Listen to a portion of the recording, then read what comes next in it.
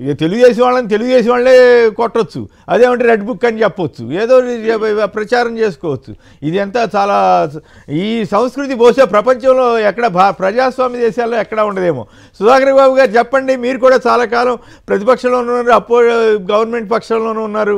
మీరు ఎప్పుడైనా చూసారా మీ పేరు పుస్తకంలో రాసి ఆ పుస్తకాన్ని అడ్వర్టైజ్మెంట్ హోర్డింగుల్లో పెట్టి రెడ్ బుక్ సిద్ధం మీ అంతు తేలుస్తామని హెచ్చరికలు చేయటం అంటే ప్రజాస్వామ్య వ్యవస్థలో ప్రభుత్వాలు ఉన్నట్ల, కేంద్ర ప్రభుత్వం ఏం చేస్తున్నట్లు, పోలీస్ వ్యవస్థ ఏం చేస్తున్నట్లు ఇలాంటి హోర్డింగులు అనుమతించవచ్చా? ఇది పద్ధతేనా?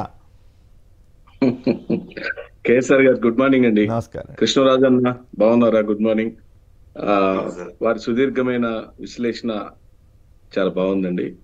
ముందుగా నేను రెడ్ బుక్ సంస్కృతిని వైఎస్ఆర్ కాంగ్రెస్ పార్టీ తీవ్రంగా ఖండిస్తుంది. చర్య ప్రతిచర్య, వ్యక్తిగత ద్వేషాలు, వ్యక్తిగత కక్షలు మన దగ్గర అధికారం వచ్చినప్పుడు మనకి టార్గెట్ గా ఉన్న నాయకులను అధికారంతో బెదిరించడమో, కేసులు బనాయించడమో, కొట్టించడమో, తిట్టించడమో లాంటివి ఇప్పుడు బాగా పెరిగిపోయినాయి.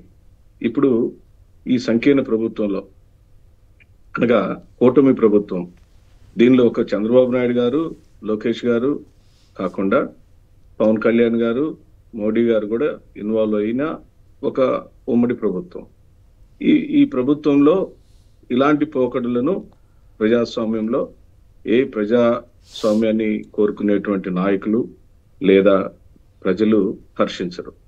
ముందుగా తెలుగుదేశం పార్టీ అద్భుతమైన విజయం సాధించింది.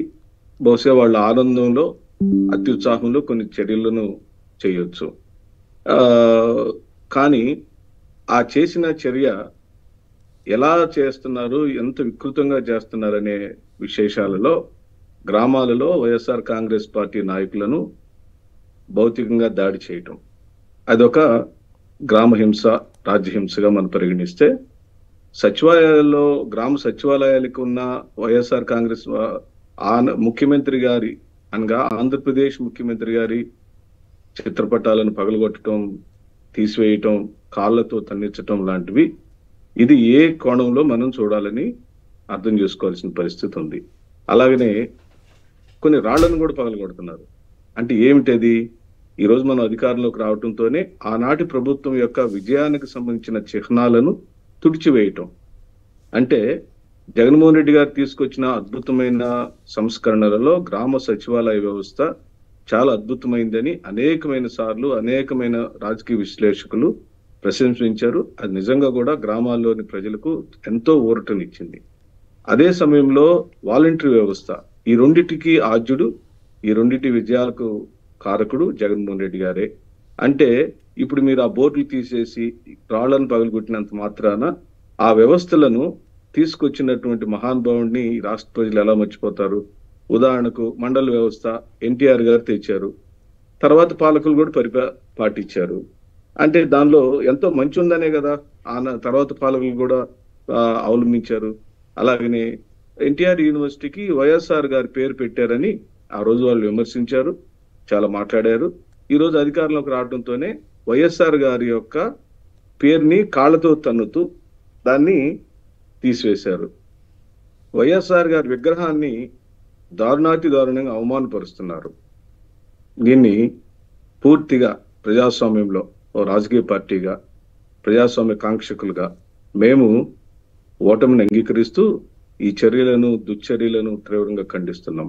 అంటే నీకు అధికారం వచ్చింది కాబట్టి నువ్వు విశృంఖలంగా ప్రవర్తిస్తే, రేపు అధికారం మారిన తర్వాత మళ్ళీ వైఎస్ఆర్ కాంగ్రెస్ పార్టీ కార్యకర్తలు ఈ విధంగానే ప్రవర్తిస్తుంటూ పోతే దీనికి ఏ విధమైన సంకేతాలు మనం భారతదేశంలో పంపాలో జనసేన పార్టీ, బీజేపీ పార్టీ కూడా సంకీర్ణ ప్రభుత్వాలు ఆలోచించాలి. మేము స్వాగతిస్తున్నాం. పవన్ కళ్యాణ్ గారు తన స్పీచ్ లో ఎట్టి పరిస్థితులలో ఇలాంటి హింసాత్మక చర్యలు జరగడానికి వీల్లేదని ఆయన ప్రకటించారు. బీజేపీ అధ్యక్షురాలు పురంధేశ్వరి ప్రకటించారు. కానీ లోకేష్ గాని, చంద్రబాబు నాయుడు గారు కానీ ఎలాంటి పిలుపు వాళ్ళ కార్యకర్తలకు ఇవ్వలేదు.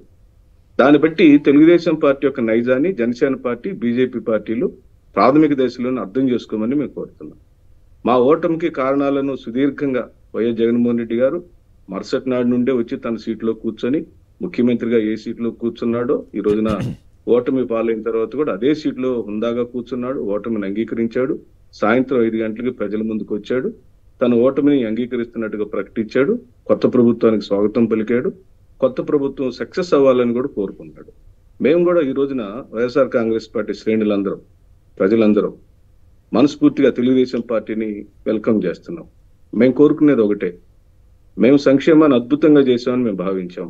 మీరు కూడా ఆ సంక్షేమాన్ని ఎన్హాన్స్ చేసి మేము 3,000 రూపాయల పెన్షన్ ఇస్తే మీరు 4,000 ఇస్తామని ప్రకటించారు. ఆనందపడ్డాం. మీరు ఇవ్వాలని కోరుకుంటున్నాం. ఇవ్వటంలో ఎలాంటి జాప్యాలు కానీ, ఎలాంటి ఒడిదుడుకులు కానీ, ఎలాంటి కొర్రీలు కానీ వేయకుండా, ఎందుకంటే మీకు గతంలో అలాంటి అనుభవాలు ఉన్నాయి. మీరు రైతు రుణాలు మాఫీ చేస్తానని, 86,000 కోట్ల రుణాలు మాఫీ చేస్తానని మాటిచ్చి ఆ మాటను తొంగలో తొక్కి 11,000 కోట్లు మాత్రమే మీరు అరాకొరగా ఇచ్చిన చరిత్ర చంద్రబాబు నాయుడు గారిది. అలాగే డోక్రాలు రుణాలు మాఫీ చేస్తానని. ఓకే, అంటే చర్చ అది వేరే చర్చ. ఇప్పుడు నా పాయింట్ ఏంటంటే, రెడ్ బుక్ సంబంధించి డీజీపీ గారు పోలీసులు అటువంటి హోర్డింగ్స్ ని అలౌ చేయొచ్చా? అలాంటి వాటిని మీరు ఎట్లా ఎదుర్కొంటారు మీ పార్టీ పక్షాన? తప్పనిసరిగా ఇప్పుడు ఉదాహరణకి మరి అట్లయితే ఇప్పుడు కొంతమంది నాయకుల పేర్లు చెప్పి మేము బట్టలు తీసి కొడతాం అంటున్నారు. మరి లోకేష్ గారు వెళ్ళి అక్కడ కొట్టిస్తారా, లేకపోతే పవన్ కళ్యాణ్ గారు వెళ్ళి కొట్టిస్తారా? ఎట్లా ఇది సాధ్యమవుతుందా? ప్రతిపక్షంగా ఉన్నప్పుడు విమర్శలు చేయటం అది సరే, అది తప్ప ఒప్ప అనేది పక్కన పెడితే, ఇప్పుడు అధికారం వచ్చింది కాబట్టి ఊళ్ళో కనపడిన వాళ్ళందరూ బట్టలు తీస్తాం, కడ్రాయిల మీద నడుపుతాం అనే పరిస్థితికి రాజకీయాలు వెళ్తాయా? అలా వెళ్ళకూడదని మనం కోరుకుందాం.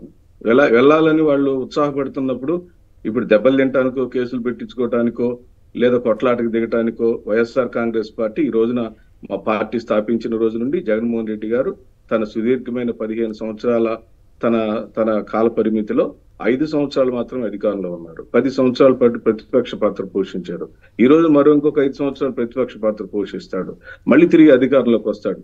కానీ ఈ మధ్య కాలంలో మీరు చేస్తున్న వికృతమైన చరిత్ర మాత్రం నిలిచిపోతుందని మనం చేస్తున్నాం. ఇది ఒక తెలుగుదేశం పార్టీ మాత్రమే భాగస్వామ్యం ఉంటుందంటే కాదండి. దేశాన్ని పరిపాలించాలనుకుంటున్న బీజేపీ, పరిపాలిస్తున్న బీజేపీ, కొత్తగా అధికారంలోకి చేరిన జనసేన, 3 కూడా కంబైన్డ్ గవర్నమెంట్. కాబట్టి ఈ రెడ్ బుక్కల సంస్కృతి అనేది ఏ ఒక్క రాజకీయ పార్టీలు ఆహ్వానించదు. అలాగనే పోలీసు వారు ఉదాసీనత వైఖరిని అవలంబిస్తూ, అలాగే అధికార పక్షానికి కొమ్ము గాయటం అనేది తొలి రోజు నుంచి, ఎన్నికలు అయిపోయిన మరుక్షణం నుంచి ప్రారంభించడం అనేది చాలా చాలా ఆశ్చర్యం కలిగించింది. ఇది మేము సమీక్షించుకుంటూనే ఉన్నాం. కేసర్ గారు, మేము ఏమంటున్నామంటే, అధికారం మార్పు అనేది ప్రజాస్వామ్యంలో సాధారణంగా జరిగే ఒక సైక్లింగ్ ప్రక్రియ. ఈ రోజు నిన్నటి దాకా మేము అధికారంలో ఉన్నాం. ఈ రోజు తెలుగుదేశం పార్టీ, జనసేన, భారతీయ జనతా పార్టీ 3 అధికారంలోకి వచ్చింది. మేము స్వాగతిస్తున్నాం. మీరు మాకన్నా బెటర్ గా పరిపాలిస్తామని మాటిచ్చారని, మీరు చెప్పిన సంక్షేమ పథకాలకు ఆకర్షితులైన ప్రజలు మీకు ఓట్లేసి గెలిపించారు. అలాగే కేసర్ గారు, ఇక్కడ వైఎస్ఆర్ కాంగ్రెస్ పార్టీ శ్రేణులు కూడా ఎక్కడా దిగాలు పడలేదండి. మేము 40% ఓట్ షేర్ తెచ్చుకున్నాం. మాకు తెలుగుదేశం పార్టీకి సంబంధించిన ఓట్ల యొక్క శాతంలో కేవలం 20 లక్షల ఓట్ల వ్యత్యాసం ఉంది. ఆ 20 లక్షల మందిని చంద్రబాబు నాయుడు గారు ఒక ప్రత్యేకమైన కొన్ని అసాధ్యమైన పథకాలను మేము అంటున్నాం, వారు సాధ్యం చేయాలని కూడా మేము ఆశపడుతున్నాం. ఆయన కొన్ని హామీలు ఇచ్చారు. ఆ హామీలను విన్నటువంటి ప్రజలు, అమాయకులైన ప్రజలు, లేదా ప్రజలు వాటికి ఆశపడి ఉండొచ్చు, లేదా ఆ మాయలో పడి ఉండొచ్చు.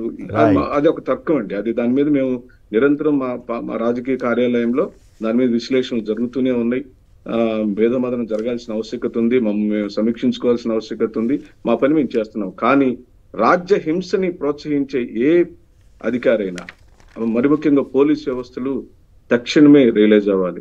మీరు వాటి మీద అసలు అలాంటి హోర్డింగ్లు అలౌ చేస్తే వెంటనే తీసేస్తారు కదా. ఎట్లయినా అభ్యంతరకరమైనటువంటి హోర్డింగ్లు ఉంటే, హింసను ప్రేరేపించే విధంగా ఉంటే, అయినా కూడా ఎట్లా అంటే మంత్రి గారు, ముఖ్యమంత్రి గారు ఉన్నంత మాత్రాన వాటిని ఎట్లా అలౌ చేస్తారో ఆశ్చర్యంగా ఉంది. అయినా కూడా మరి చూద్దాం.